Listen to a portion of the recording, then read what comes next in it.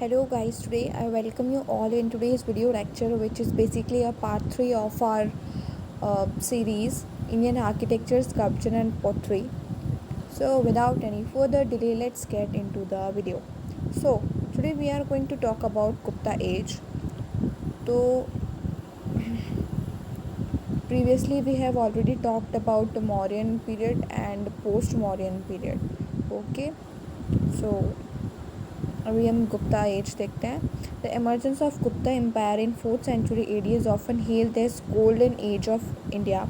जो गुप्ता एम्पायर है, जो कि बेसिकली फ्लरिश किया था इंडिया में 4th सेंचुरी एडी से, उसे हम गोल्डन एरा ऑफ इंडिया भी कहते हैं. While earlier rulers were Buddhist and continue tradition of Buddhist architecture, temple architecture came to be forefront under patronage of Hindu rulers of later Gupta phase. तो ये कह रहा है कि जो स्टार्टिंग के जो गुप्ता रूलर्स थे वो बेसिकली हमारे बुद्धिज़्म को ज़्यादा मानते थे. तो वो जो बुद्धिस्ट आर्किटेक्चर है उसको फॉर ऑब्वियस रीजन उसको अप्रेस करने की सोच रहे थे.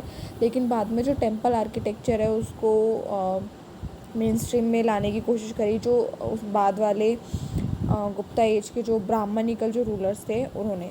ठीक है, फिर इसमें आता है temple architecture reach its climax during this period. तो जो टेम्पल आर्किटेक्चर था वो अपने क्लाइमेक्स तक पहुंचा गुप्ता एरा में. सिमिलरली जो बुद्धिस्ट और जो जैन आर्ट थी ये भी अपने पीक पर थी गुप्ता एज में. तो हम देख सकते हैं कि काफ़ी टाइप के जो आर्किटेक्चर और आर्ट थे वो अपने पीक पॉइंट पर चल रहे थे ड्यूरिंग गुप्ता एज. तो इसीलिए इसको हम गोल्डन एरा कहते हैं. जो गुप्ता रूलर्स थे, स्पेशली जो लेटर फेज़ वाले थे, वो ब्राह्मणिकल थे. सो इनके अंदर जो था, ये जो बाकी जो रिलीजन्स थे इनके प्रति भी इनके अंदर एक टॉलरेंस था. ठीक है, और जो उस टाइम में 3 प्रिंसिपल जो डेटीज़ हुआ करती थी, जिन देवी देवताओं को ज़्यादा पूजा जाता था, वो बेसिकली विष्णु होते थे, जिन्हें नदर्न और सेंट्रल पार्ट ऑफ इंडिया में हम पूजा करते थे. और जो शिव थे वो सदर्न पार्ट में उनकी पूजा होती थी. और जो शक्ति है, माँ शक्ति है, उनकी ईस्टर्न पार्ट ऑफ इंडिया में और जो मालाबार कोस्ट है और जो साउथ वेस्टर्न पार्ट है इंडिया को, उसमें इनकी पूजा होती थी. तो अभी यहाँ पे हम बात करते हैं आर्किटेक्चर की गुप्ता एज की. तो उसमें सबसे पहले हम बात करते हैं केव्स की. तो गुप्ता जो पीरियड था उसमें जो आर्किटेक्चरल जो डेवलपमेंट था केव्स का, इट रिमेन्ड कांस्टेंट. और जो मुराल पेंटिंग्स हैं उनका जो यूज़ था वॉल्स पे, वो एक एडिड फीचर हो गया था. वो काफ़ी ज़्यादा उभर के आई थी उस टाइम पे मुराल पेंटिंग्स जो हुआ करती थी. And some of finest examples of mural paintings can be found in caves of Ajanta and Ellora. और जो मुराल पेंटिंग्स हैं इनके जो काफ़ी ज़्यादा कह सकते हैं हम फाइनेस्ट एग्जांपल्स हैं वो हमें एलोरा और जो अजंता की जो केव्स हैं उनमें देखने को मिल जाएंगे, जो कि एक काफ़ी ज़्यादा पुराना एक एविडेंस के रूप में भी काम में आती है जो बुद्धिज़्म है. ठीक है, उसके लिए. तो अभी हम बात करते हैं अजंता केव्स की बात कर लेते हैं. तो अजंता केव जो अजंता है ये series of rock cut caves है जो सह्याद्री रेंजेस है, वगोरा रिवर जो कि औरंगाबाद के पास में महाराष्ट्र में उधर है ये. ठीक है, तो बेसिकली औरंगाबाद के जो वगोरा रिवर के पास में जो सह्याद्री रेंजेस है उसमें एक सीरीज़ है रॉक कट केव्स की जिसे अजंता कहा जाता है. ठीक है, I think it's pretty clear. और यहाँ पे टोटल 29 केव्स हैं, जिसमें से जो 25 है वो विहार हैं, जिनको हमने पहले भी पढ़ा था प्रीवियस वीडियो में, जो कि रेजिडेंशियल केव्स हुआ करती थी. और जो बाकी 4 हैं वो चैत्या हैं, जो कि प्रेयर हॉल्स हुआ करते थे. ठीक है, केव्स जो है ये अजंता की जो केव्स हैं बेसिकली डेवलप हुए हैं 200 BC से 650 AD. तो ऑलमोस्ट 850 ईयर्स इन्होंने लिए हैं. ठीक है, अजंता केव्स है इनको इंस्क्राइब किया था बुद्धिस्ट मॉन्क ने और under the patronage of Vakataka king Harishena. ठीक है, और वो एक प्रोमिनेंट था इसमें. जो वकाता किंग हरिसेन था उसकी पैट्रोनेज में बुद्धा मॉन्क्स ने इस इंस्क्राइब किया था अजंता केव्स में. जो फिगर है इन केव्स में वो बेसिकली फ्रेस्को पेंटिंग टेक्निक से बनाया गया है. और इसमें बेसिकली जो नेचुरलिज्म है उसको ज़्यादा फोकस किया गया है. ठीक है, और जो कलर्स हैं वो जो उस टाइम पे बनाए जाते थे वो लोकल वेजिटेशन या मिनरल से ही बनाए जाते थे. जो आउटलाइंस होती थी उन पेंटिंग्स में वो रेड कलर से किया जाता था और उसके बाद में अंदर पेंट किया जाता था. और उन पेंटिंग्स की खासियत ये थी कि उसमें ब्लू कलर का यूज़ हमें कहीं भी देखने को नहीं मिलता है. जो केव नंबर 16 है वो मोस्ट एलिगेंट स्पेसिमेन है ऑफ केव आर्किटेक्चर, जो कि है द डाइंग प्रिंसेस के नाम से ना, ये काफ़ी फेमस है। तो यहाँ पे भी कुछ हमें केव्स के नाम मिलेंगे, तो वो काफ़ी फेमस भी हैं और आई थिंक हमें याद भी रख लेने चाहिए। वो उतने हार्ड भी नहीं है, वो ईजी टू रिमेंबर है, ठीक है। फिर आता है हमारा the paintings are generally themed around Buddhism. ये जो पेंटिंग्स थी ये बेसिकली जो बुद्धिज़्म है इसके अराउंड इनका थीम हुआ करता था। जैसे जो प्रीवियस लाइफ है बुद्धा की, उस पर जो जताकर स्टोरीज़ हैं उस पर बेस्ड हुआ करती थी ये मुराल पेंटिंग्स। और जो 29 केव्स हैं इनमें से जो 5 हैं इन्हें तो हीनयान फेज़ में डेवलप किया गया है, और जो बाकी 24 हैं उन्हें महायान फेज़ ऑफ बुद्धिज़्म में डेवलप किया गया है। Reference of Ajanta caves can be found in travel accounts of Chinese Buddhist travellers Faxian and Xuanzang. और ये जो रेफरेंस है अजंता की केव्स का, ये हम जो ट्रेवल अकाउंट्स थे हमारे जो इंडिया में कुछ चाइनीज़ बुद्धिस्ट ट्रेवलर्स आए, जैसे कि फायान हो गया और यूनसांग हो गया, ठीक है। तो इनके ट्रेवल अकाउंट्स में हमें इसका रेफरेंस मिल जाता है। किसका हमें रेफरेंस मिल जाता है? अजंता केव्स का, ठीक है। और जो कुछ प्रोमिनेंट स्कल्पचर हैं अजंता केव्स की, वो हैं जो महापरिनिर्वाण है जो बुद्धा का, जो कि केव नंबर 26 में है। और नागा किंग एंड हिज कॉन्सॉर्ट, ये है केव नंबर 19। कॉन्सॉर्ट मतलब पत्नी, तो जो नागा किंग है एक और उनकी जो पत्नी है उनका जो स्कल्पचर है वो हमें केव नंबर 19 में मिल जाता है। और जो महापरिनिर्वाण है बुद्धा का, ठीक है, और उसके बारे में मिलता है केव नंबर 26 में। फिर नीचे हमें जो ग्रीन पोर्शन जो हाईलाइटेड है इसमें मैं आपको बता दूं, सिंपल ये बताया गया कि मुराल पेंटिंग्स कैसे बनाई जाती है। तो बेसिकली इसमें हम 3 स्टेप्स सीखते हैं। फर्स्ट स्टेप में क्या होता है कि एक जो लेयर होती है क्ले की, काऊ डंग की और जो राइस हस्क होती है उसे अप्लाई किया जाता है एक रॉक सरफेस पे। उसके बाद वो जो रॉक सरफेस होती है उसके ऊपर एक लाइम प्लास्टर की कोटिंग की जाती है, और ये जब कोटिंग गीली रहती है इसी पे कलर्स चढ़ा दिए जाते हैं ताकि जो पिगमेंट हैं वो मॉइस्ट सरफेस में ज़्यादा अच्छे से एब्जॉर्ब हो जाते हैं, ठीक है। और it creates a long lasting image on the rock surface, ठीक है। तो यही है सिंपल। और फिर बताया गया फ्रेस्को क्या है। It is a technique of mural painting erected upon freshly laid और wet lime plaster. It is closely associated with Indian renaissance painting, ठीक है। फिर यहाँ पे आते हैं अजंता के बाद एलोरा केव्स पे आ जाते हैं हम। तो जो एलोरा केव्स है ये अनदर साइट है केव आर्किटेक्चर की, जो कि अबाउट 100 किलोमीटर दूर है अजंता केव से। हमारी जो एलोरा की जो अजंता की केव्स थी वो 29 थी, और हमारी ये जो एलोरा की केव्स हैं ये 34 केव्स हैं, जिनमें से आउट ऑफ 34 17 ब्राह्मणिकल हैं, 12 बुद्धिस्ट एंड 5 जैन हैं।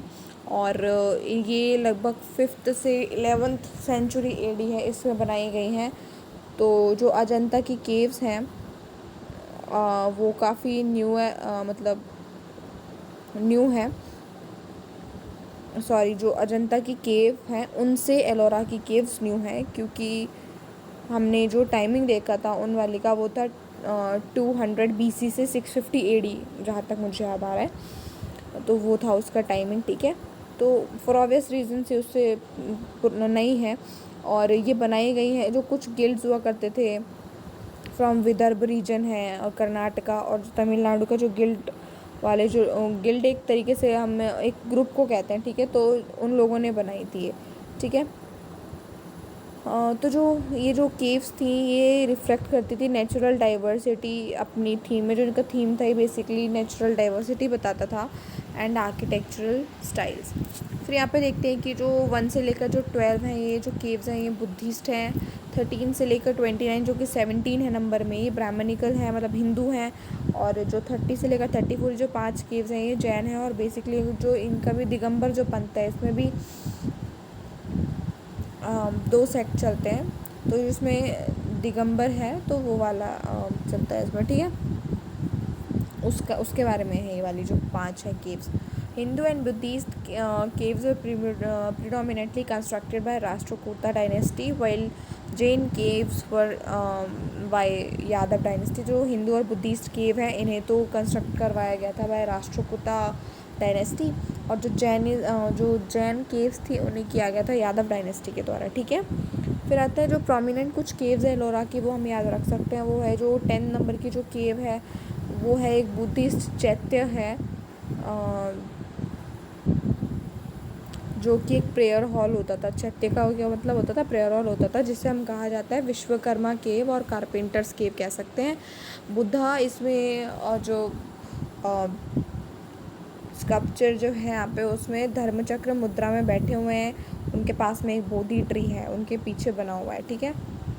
और जो केव नंबर 14 है, इसकी जो थीम है वो है रावण की खाई। केव नंबर 15 है, ये है दशावतार टेम्पल। केव 16 है कैलाश टेम्पल, जो कि डेडिकेटेड है लॉर्ड शिवा से। और ये जो राष्ट्रकूट था, किंग था कृष्णावन, उसके पैट्रोनेज में बना था। और ये एक मोनोलिथ टेम्पल है कैलाश टेम्पल। इसमें हम कोर्टयार्ड भी हमें देखने को मिलता है। और जो केव नंबर 16 है, यहाँ पे इसकी वॉल पे हमें एक स्कल्पचर मिलती है कैलाश टेम्पल की। वॉल पे हमें एक स्कल्पचर मिलती है जिसमें जो रावण है उसने जो कैलाश पर्वत को हिलाया था उसका भी एक हमें स्कल्पचर मिल जाता है। तो एक तरीके से मास्टरपीस है इंडियन स्कल्पचर का। तो जैसा कि हमें बताया था कि 13 से 29 हिंदू वाले मतलब ब्राह्मणिकल केव्स हैं। तो 14, 15, 16 हम देख सकते हैं। 14 रावण की खाई है, 15 दशावतार टेम्पल है। इजीली याद रख सकते हो, समहाउ रिलेटेड टू रावण है। रावण की खाई तो इजीली याद हो ही रहा है। 14, 15 रावण के 10 सिर थे, तो दशावतार से आप थोड़ा सा मतलब रिलेट कर सकते हो, उसके 10 सिर थे उससे, ठीक है। और 16 भी कैलाश वाला है, क्योंकि इसमें रावण जो कैलाश पर्वत को शेक किया था इसमें भी उसका आ रहा है थोड़ा सा रेफरेंस, ठीक है। फिर जो 29 केव थी वो है धूमार लेना से रिलेटेड। और ये जो हमारी केव 21 है ये है रिलेटेड टू रामेश्वर लेना, ठीक है। और फिर 2 फेमस जैन केव्स हैं, जो कि एक इंद्र सभा जो केव नंबर 32 है और 32 में है, और जगन्नाथ सभा जो केव नंबर 33 में है। फिर आती हैं बाग केव्स। इन्हें जो भगिनी रिवर है मध्य प्रदेश में उसके पास में लोकेटेड है। ये एक तरीके से 9 बुद्धिस्ट केव्स का ग्रुप है, जो कि 5th से 6th सेंचुरी ईडी में बनाया गया था। ये आर्किटेक्चरली जो अजंता की केव्स उससे काफ़ी ज़्यादा सिमिलर है। इसमें जो एक सिग्निफिकेंट जो केव है आउट ऑफ दीज 9 वो है रंग महल है उसका नाम। और जो पेंटिंग्स है बाग केव की वो जो these are more materialistic rather than spiritualistic, ठीक है। फिर आती है जूनागढ़ की केव। जूनागढ़ जो है हम जानते हैं डिस्ट्रिक्ट है गुजरात में। तो यहाँ पे जो जूनागढ़ केव है ये बुद्धिस्ट केव है यहाँ पे, ठीक है। और यहाँ पे in place of caves three different sites can be found. That is first खपरा कोदिया, सेकंड बाबा प्यारे and third is Uparkot. A unique feature of Junagadh caves is the presence of 30 to 50 feet high citadel known as Upperkot in front of the prayer hall.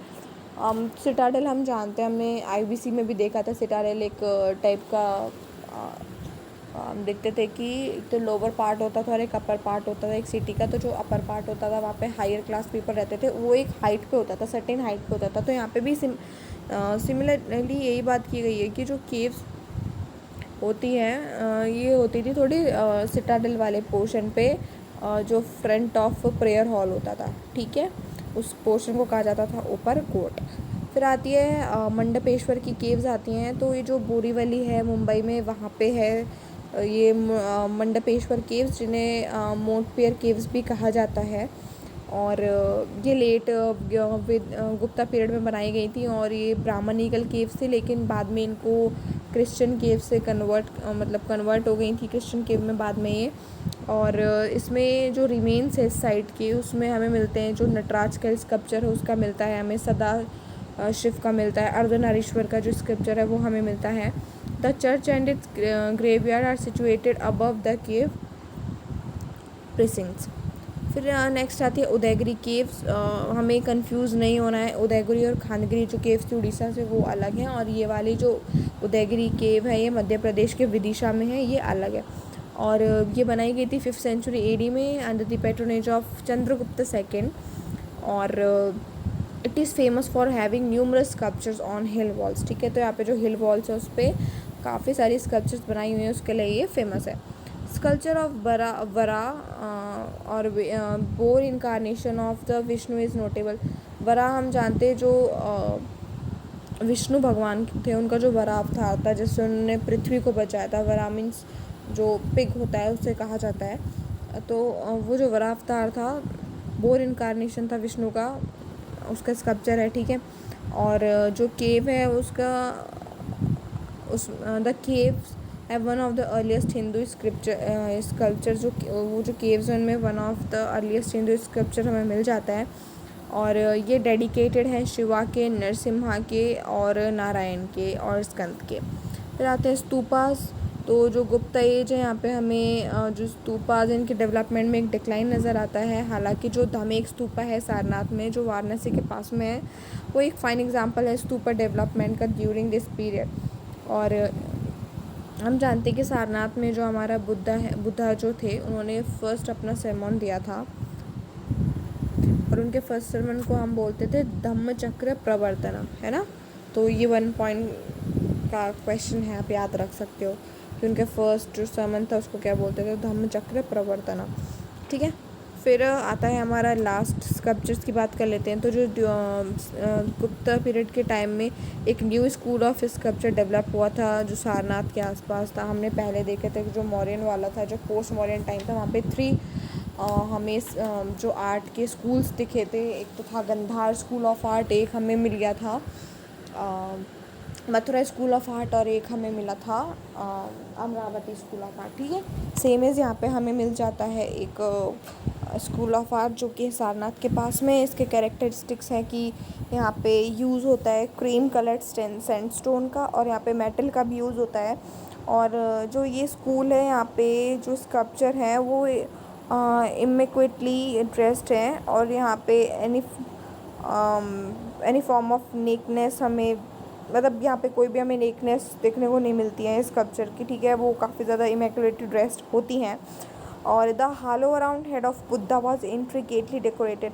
हालो जो पीछे उनका बुद्धा के जो पीछे एक हम देख सकते हैं एक ज्ञान वाला वो जो कोला टाइप का होता है, वो भी काफ़ी इंट्रिकेटली डेकोरेटेड है in this particularly school of art.